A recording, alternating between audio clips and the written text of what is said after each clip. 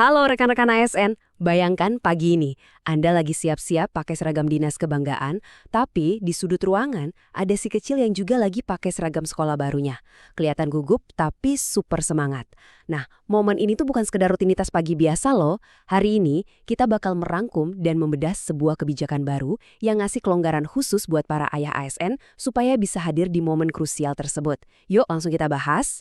Oke, mari kita selami ini sama-sama. Coba deh ingat-ingat, seberapa penting sih kehadiran kita di hari pertama anak sekolah? Buat anak kecil, masuk ke lingkungan baru dan ketemu wajah-wajah asing, itu bisa jadi pengalaman yang lumayan bikin deg-degan kan? Nah, pas Anda genggam tangan mereka di pagi itu, wah itu ngasih rasa aman dan kenyamanan psikologis yang luar biasa. Gak ternilai harganya. Dan yang menarik, negara kita sekarang merespons kebutuhan emosional ini dengan sangat serius. Dan inilah yang membawa kita pada terobosan terbarunya. Kementerian Pan-RB baru saja mengeluarkan kebijakan soal fleksibilitas jam kerja di hari pertama sekolah. Ini langkah yang beneran seger banget buat kita semua. Jadi gini, Ibu Rini Widiantini selaku Menteri PNRB baru aja ngeluarin imbauan yang cukup tegas. Dasar hukumnya udah sangat jelas nih. Lewat surat Menteri PNRB nomor B-257 yang terbit tanggal 10 Juli 2026, pejabat pembina kepegawaian di tiap instansi itu diminta banget buat ngasih izin ASN mengantar anaknya di hari pertama sekolah. Jangan khawatir, aturan ini juga nyambung ke Permen PNRB nomor 4 tahun 2025 tentang tugas kedinasan fleksibel. Artinya, hak Anda untuk minta kelonggaran waktu di pagi hari itu udah dijamin dan terstruktur rapi dalam birokrasi kita. Keren kan? Terus, siapa aja sih yang sebenarnya berhak dapat fleksibilitas ini?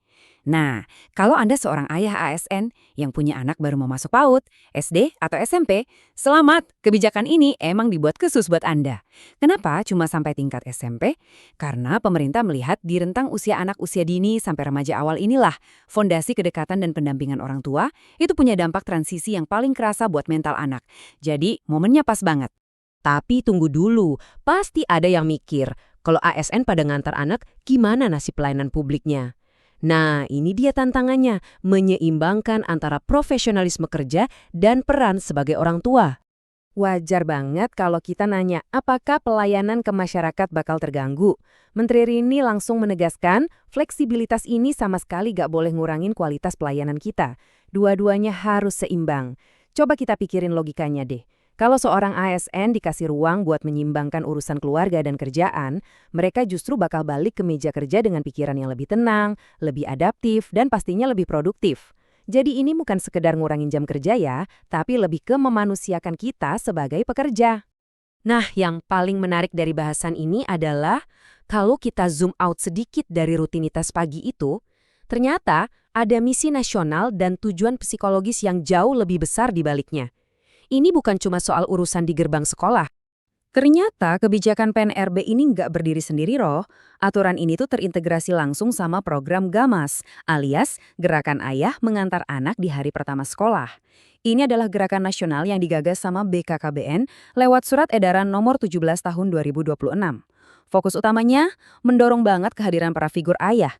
Soalnya kalau kita lihat data dan realitas sosial, peran ayah sering banget terpinggirkan dalam urusan pengasuhan anak usia dini. Dan jujur aja, itu seringkali murni karena beban kerja yang numpuk. Dan musuh utama yang lagi kita hadapi lewat gerakan ini adalah fenomena fatherless. Ini penting banget buat dipahami. Fatherless itu bukan berarti sosok ayahnya beneran gak ada di rumah, tapi lebih ke kurangnya keterlibatan fisik dan emosional yang aktif dari sang ayah. Anak yang tumbuh di situasi kayak gini, itu rentan banget ngadepin tantangan psikologis. Makanya, kelonggaran jam kerja buat ASN ini sebenarnya adalah langkah intervensi strategis dari negara, semacam pencegahan sistemik supaya para ayah yang sibuk mengabdi pada negara gak sampai kehilangan momen buat mengabdi pada pertumbuhan emosional anak-anaknya sendiri. Bayangin deh, interaksi yang super intim di level keluarga tadi ternyata punya koneksi langsung sama ambisi besar negara kita. Yap, kita lagi ngomongin soal jalan panjang menuju Indonesia Emas 2045. Dan ini dengan brilian mengilustrasikan bagaimana sebuah langkah kecil hari ini bisa jadi fondasi kuat buat masa depan bangsa. Efek dominonya luar biasa. Semua dimulai hari ini, seorang ayah memeluk anaknya sebelum berangkat ke kantor. Kalau kebiasaan ini konsisten kita bangun selama 1 dekade ke depan, kita bakal menciptakan budaya keterlibatan keluarga yang super kuat. Ujung-ujungnya, pas kita sampai di tahun 2045 nanti, kita nggak cuma punya negara yang maju secara infrastruktur, tapi juga generasi penerus yang tangki emosionalnya penuh, sehat, dan pastinya tangguh. Ibu Rini Widiantini pernah ngasih statement yang ngena banget soal ini. Beliau bilang, kehadiran seorang orang tua dalam tumbuh kembang anak bukan sekedar pelengkap, melainkan pilar penting yang memiliki dampak mendalam dan jangka panjang. Setuju banget kan? Langkah simpel ini adalah pengakuan nyata dari pemerintah kalau kesejahteraan psikologis keluarga ASN itu adalah kunci birokrasi yang berintegritas. Ini bikin anak Anda tahu, walau ayahnya bertugas ngurusin negara, mereka tetaplah prioritas yang utama. Jadi buat menutup rangkuman kita kali ini, coba tanyakan pada diri sendiri.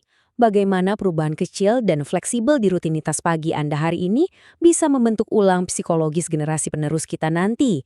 Sebagai seorang ASN, Anda memang melayani masa kini, tapi sebagai seorang ayah, Anda sedang membangun masa depan.